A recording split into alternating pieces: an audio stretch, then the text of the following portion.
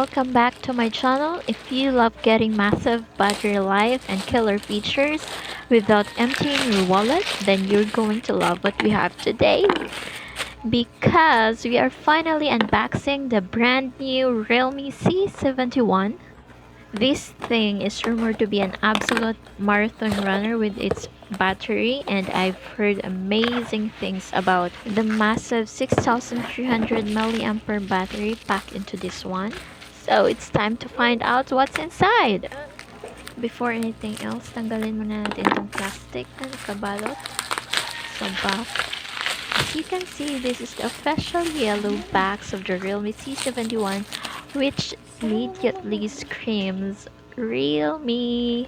Okay, I love their branding. You can see that it's completely sealed. Ayan, buksan na natin. Ito yung Realme C71. Grabe, selyadong-selyado. At buksan na natin ang mahiwagang yellow na kahon na naglalaman ng, of course, isang cellphone. Wow. Pakaganda. Uy, wait. Uy, baka malaglag. Oh my God. Wow, napakakinis. Aminin mo. Mamahalin. Sosyalin yung dating. Wait, i-on na natin. Antay-antay lang tayo. Naglo-load pa. Grabe, ang ganda-ganda nito. Ang nakuha ko lang to sa napaka-affordable na price kasi when this was newly launched sa TikTok, While waiting. naka-sale around 3,000. So this phone, 3,000 ko lang siya nakuha. While the Realme UI loads up, let's check the box contents. Meron na itong kasamang clear case at guide.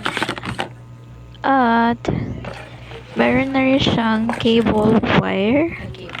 Ayan. At syempre, isang adapter. Super fast charger to. At SIM ejector.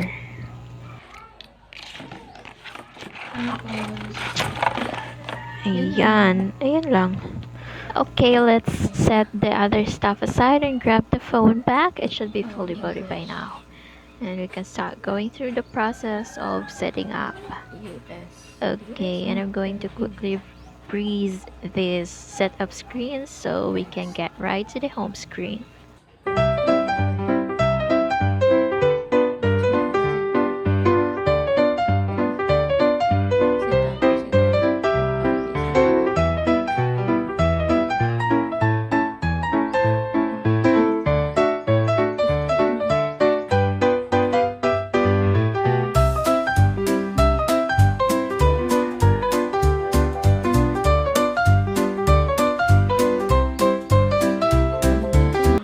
Okay, so while doing that, let's talk about my impression of C71.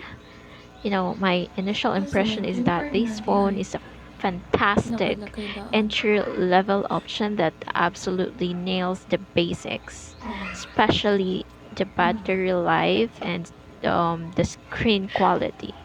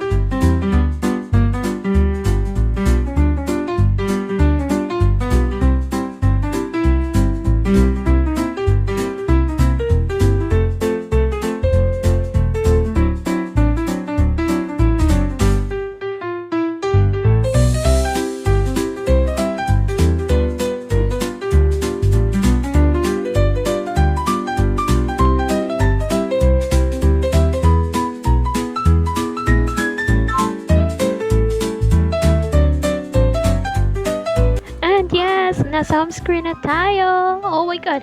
Ito yung mga apps.